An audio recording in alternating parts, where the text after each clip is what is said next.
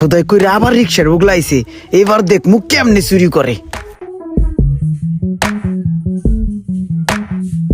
চলো কোন দিক যাবো স্যার? এদিকে যাও গলিতে। এই যে সিপাই ঢুকাইছে, এবার চুরি করবে।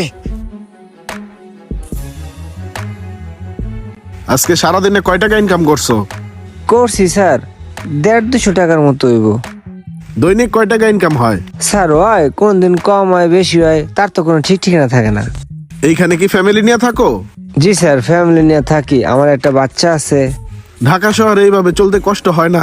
স্যার কষ্ট হলে কি করার আছে কোন, গরিব মানুষের এগুলা স্যার আর কোনো উপায় আছে? এই কোন রকম আল্লাহ চালায় স্যার। আচ্ছা আচ্ছা, এই সাইডে রাখো, চলে আসছি, এটাই আমার বাড়ি।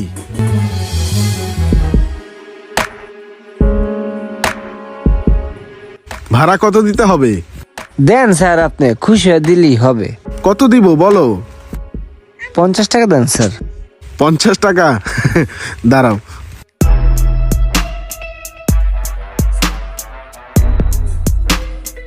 নাও, এটা রাখো তুমি। স্যার এতগুলো দিলেন কে? আমার তো ভাড়া 50 টাকা। তুমি এটা রাখো, বলছিলাম না যে তোমার খুশি করে দিমু? এবার খুশি হয়েছে তো? রাখো, হ্যাঁ?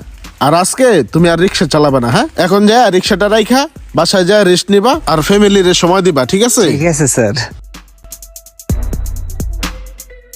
আর এই ইলিশ মাছটা বাসায় নিয়ে রান্না করে খাবা, হ্যাঁ?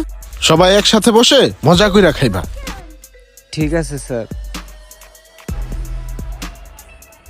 আর এইখানে আরো কিছু বাজার আছে, বাজারগুলা বাসায় নিয়ে রান্না করে খাও, হ্যাঁ? জি স্যার, জি।